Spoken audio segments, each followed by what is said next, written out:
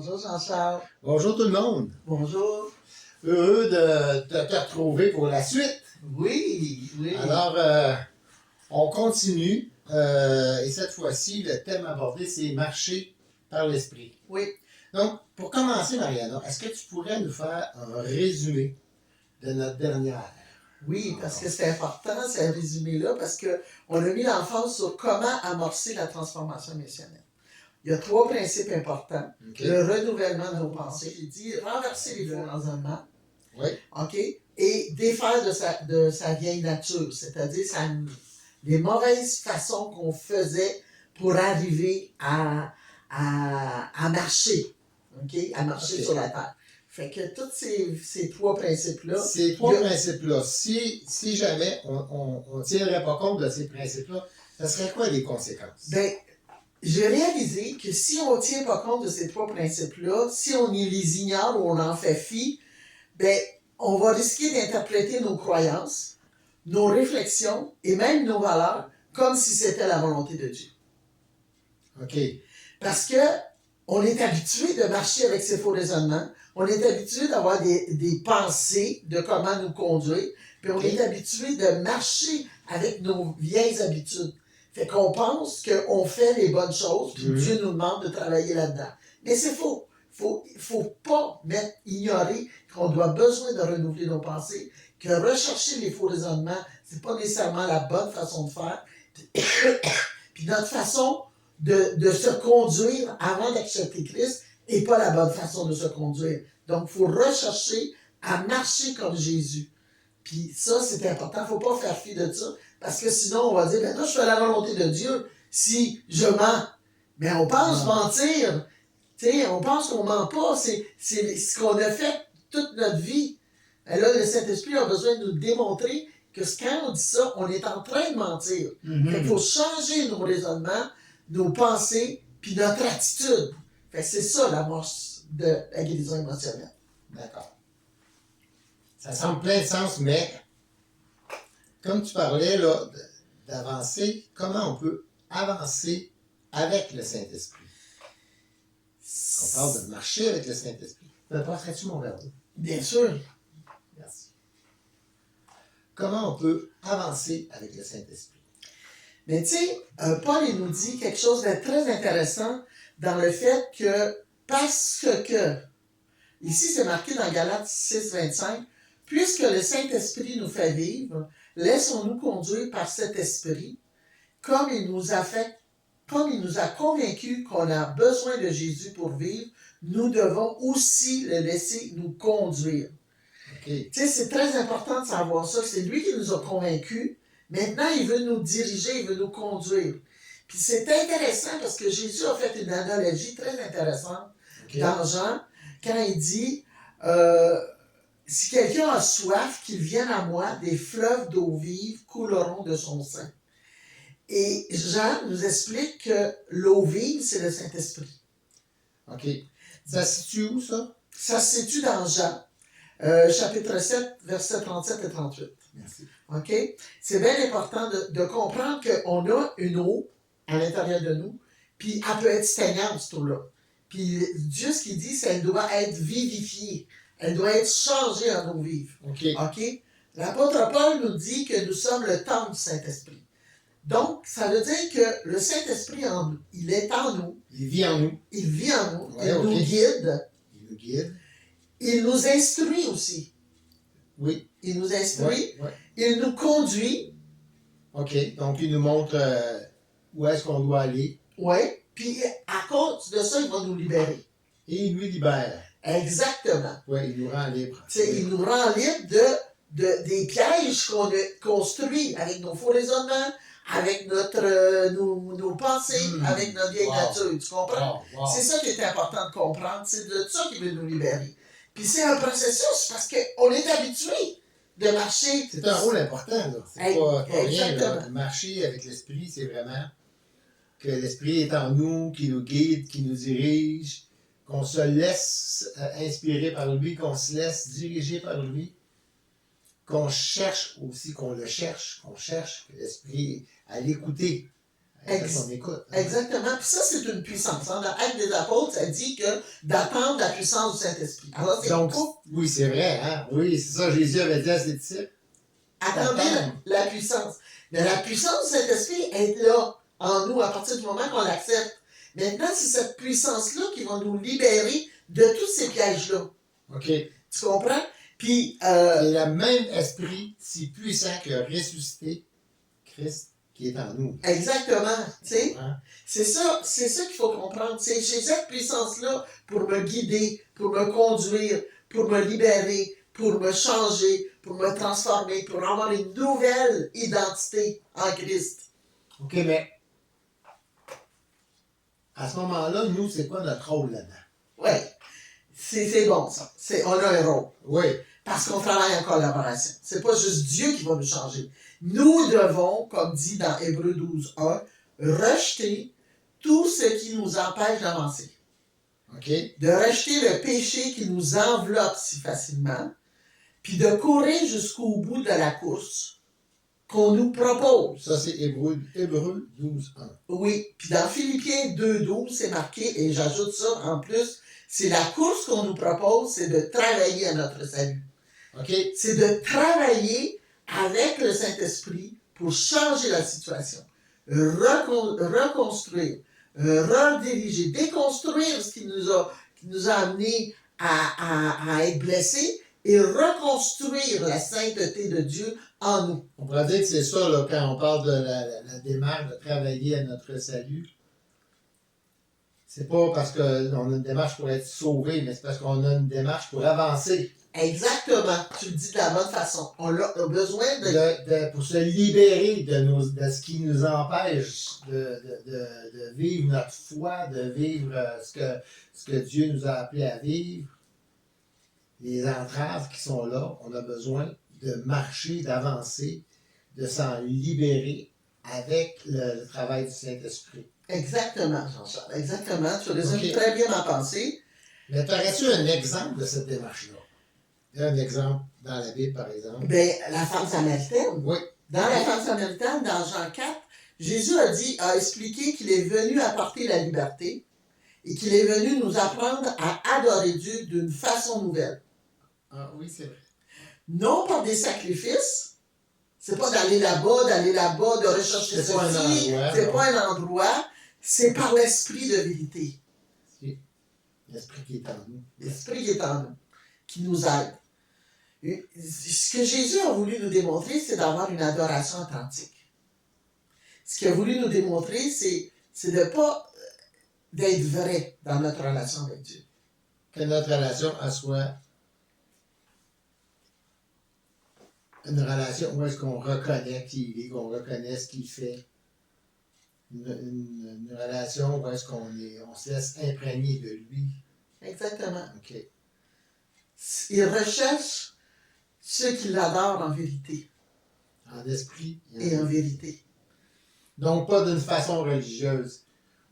Il ne veut pas de nous qu'on a dit rituel, mais qu'on ait une sincérité au quotidien, au journalier, dans chaque moment. Exactement.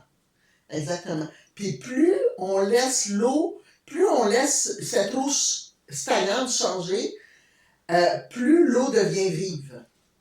Et plus notre marche avec le Saint-Esprit va s'en porter mieux. Parce que le Saint-Esprit, c'est ça que Jésus dit, c'est des eaux vives couleront de ton sein. Donc, c'est pas l'eau stagnante qui va t'amener vers Dieu. C'est pas ta façon de penser, ta façon de raisonner. Oui. C'est ta façon de vivre avec l'Esprit, de communiquer avec le Saint-Esprit, de rechercher à vivre avec le Saint-Esprit. D'ailleurs, quand tu parles de ne pas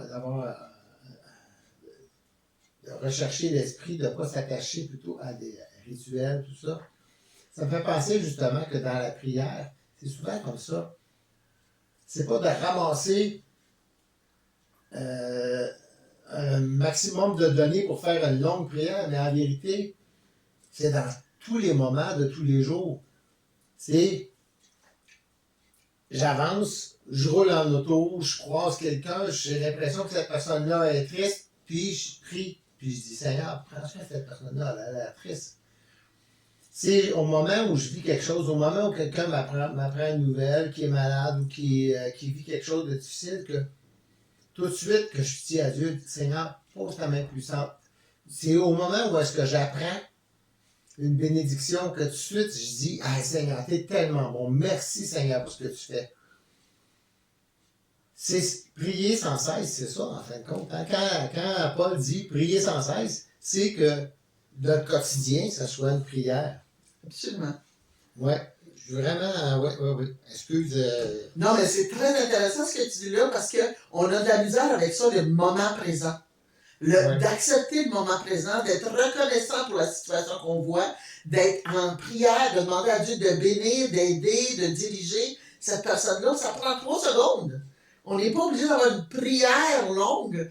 C'est d'être sensible que l'Esprit en moi me donne une direction à ce moment présent-là. Absolument. C'est ça qui est important. Tu as tout à fait raison, Jean-Charles, quand tu dis ça. La relation intime avec Dieu qui va nous aider à marcher dans une victoire. Exactement. Puis ça nous est émotionnel. Puis c'est la différence entre la liberté et l'esclavage. Okay. Tu comprends? C'est bien important. Ouais. On est libre, on est esclave. Si je suis religieuse, je suis esclave. Si je cherche à prier pendant des heures, parce que c'est comme ça que Dieu va répondre à ma prière, je dis pas que c'est pas bon de le faire, c'est pas ça que je dis. Mais c'est de changer notre perception, que Dieu peut agir dans l'instant moment tout de suite parce que je prends le temps d'écouter l'Esprit de prier. Ouais. Donc, c'est la différence entre l'esclavage et la liberté. Donc, la religiosité ou la relation. Quand ma relation est continuelle avec Dieu, je n'ai pas besoin d'attendre un moment précis pour prier comme si je n'avais pas le droit avant, autrement. Ah, c'est bon, ça, oui, j'aime ça. Oui, s'il y a une réunion de prière, je suis content d'y aller, puis de participer, puis de pouvoir écouter les requêtes des gens, puis de pouvoir participer. Mais c'est au quotidien, la prière. C'est pas dans une réunion de prière. Exact. C'est vraiment quelque chose. La communion avec Dieu, elle est continuelle. C'est ça. Puis c'est pas un lieu. Puis la Samaritaine, c'est ça qu'elle mettait en porte-faux avec Jésus. Oui, mais nous autres, vous dites là, puis nous autres, on dit là, c'est quoi la vraie place, Jésus? C'est pas ça. C'est aucun des deux. Aucun des deux, c'est pas ça. C'est la relation que tu vas vivre avec moi qui va faire la différence. Tu sais? Fait que ça, c'est tellement important. Tellement important. La relation intime avec Dieu qui va t'aider à marcher dans la victoire émotionnelle. Ça conclut cette partie-là, mais aurais-tu des conseils pour ceux qui veulent continuer à avancer dans leur guérison émotionnelle? Oui. Ben, tu sais, quand on avance dans la guérison émotionnelle, on recherche la paix. OK? Faut mettre cette base-là. On recherche la paix. On accepte d'investir sur notre liberté. On croit que Jésus nous aime et on est choisi par lui. Puis on veut marcher par l'esprit. Fait que ça, c'est les bases. Maintenant, le premier conseil que je veux donner, c'est vivre calmement. D'où ton rechercher la paix que tu viens de nommer. Exactement. Dieu explique que c'est dans le calme et la confiance que sera ta force. Ce n'est ni par la violence, ni par la force que tu vas accomplir la tâche de mon esprit. Ça, c'est dans Zacharie 4:6. Alors, c'est vivre calmement. C'est la première étape. OK. Le deuxième conseil que je peux vous dire, c'est de vivre sainement. OK. Calmement, sainement. Exactement. Jésus est venu établir la paix et la vérité. Il est l'image de Dieu. Puis Jésus a dit, je ne vous laisserai pas orphelins. Je vous envoie le Saint-Esprit qui va vous guider, vous instruire et vous consoler. Alors, vivre calmement et sainement. Vivre sainement. Oui. Le désir de Dieu pour toi, c'est que l'Esprit te transforme à l'image de Jésus. Puis comment il va le faire? Il va utiliser la bonté, l'amour, la douceur. Il va t'aider à reconstruire tes émotions, tes perceptions et tes raisonnements. Ça, c'est vivre sainement. OK. Le dernier conseil que je peux vous dire, c'est vivre pleinement. Développer le caractère du Saint-Esprit. C'est quoi le caractère? C'est l'amour, c'est la joie, c'est la patience, c'est la bonté, c'est la générosité, c'est la maîtrise de soi, c'est la compassion, c'est la miséricorde. C'est ça, vivre pleinement. OK. Puis, on les a déjà, ces attitudes-là, mais il faut les développer. La semence est là, mais il faut les développer. Il faut être capable de dire, ben, est-ce que je suis en train de vivre pleinement ma vie ou je suis en train de me remettre avec mes faux raisonnements, mes fausses pensées, mes faux développements, ma vieille nature. Je veux vivre avec l'amour, la paix, la patience, la bonté. Puis c'est formidable parce que c'est le caractère de l'esprit qui est en toi. Donc ce caractère-là, Jean-Charles, on a la capacité de le développer parce qu'on marche en collaboration avec Dieu, avec son esprit qui veut nous consoler, nous guider et nous instruire. Il faut être patient avec nous. Il faut être sensible. Il faut avoir de la bonté. Il faut avoir de la maîtrise de soi. OK. Il faut être fidèle. Puis ces trois caractéristiques, ces trois conseils-là sont importants. Parce que dans la guérison émotionnelle, il y a comme un, je l'ai dit souvent, mais je le redis, c'est important, il y a un déséquilibre. Parce qu'on est habitué de marcher d'une façon, puis là, on nous demande de nous équilibrer, se réajuster, c'est le meilleur mot, pour revenir à ces conseils-là. La patience, la pleine conscience, vivre en pleine conscience, d'être sainement dans notre attitude. Oui. Fait que ça demande un ajustement, j'aime ce mot-là. Tu sais, un ajustement. Il faut être patient avec nous-mêmes. Alors, c'est trois conseils très importants. Mariana, j'aimerais ça, pour conclure, que tu nous donnes peut-être quelques références, une ou deux, là, qui pourraient comme résumer tes pensées-là. Oui, il y a Philippiens 2,13 puis Galates 5,16 qui dit OK. Dieu travaille en vous et le vous rend capable du vouloir et de faire les actions qui lui plaisent. Et laissez l'Esprit Saint conduire votre vie. Ainsi, vous ne suivrez pas vos désirs mauvais. C'est vraiment deux versets qui nous aident à collaborer avec le Saint-Esprit. On voit, là, ça parle de collaboration, ces versets-là. Exactement. Puis, c'est ça qu'on voit, la collaboration. Laisser le Saint-Esprit conduire notre vie, c'est ça, là. Pour ne pas suivre nos désirs charnels, pour que ce soit l'Esprit qui soit en avant. C'est ça, puis apprendre à travailler en collaboration avec ça. C'est bon. C'est vraiment ça. Fait que j'aimerais terminer, si tu me permets, de prier. Oui, absolument. Puis, dans ma prière, je vous invite à rechercher la présence de Dieu. Je vous invite à dire, j'ai besoin de toi, Seigneur. Alors, Père éternel, ouvre nos yeux, ouvre mes yeux, ouvre leurs yeux, afin qu'ils puissent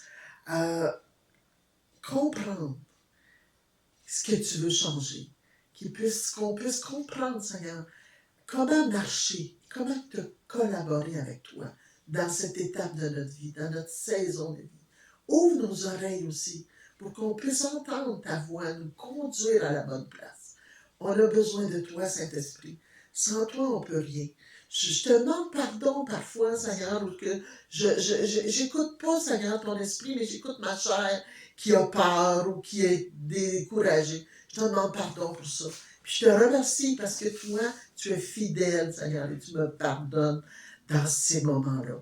Je te demande, Père éternel, de me guider les auditeurs, de venir me guider, moi et Jean-Charles, dans ce qu'on vit, Seigneur, pour être plus comme Jésus, ressembler à Jésus, marcher avec Jésus, être avec Jésus et faire comme Jésus. Au nom de Jésus, merci d'être là, Père éternel. Protège-nous au nom de Jésus. Amen. Amen. Amen. Eh, merci, Mariana. Ça a été super intéressant, instructif, comme d'habitude. Et puis, j'ai hâte d'entendre la suite. Oui. Alors, on se revoit le mois prochain. Absolument. Soyez bénis, tout le monde. Soyez bénis. À la prochaine. À la prochaine.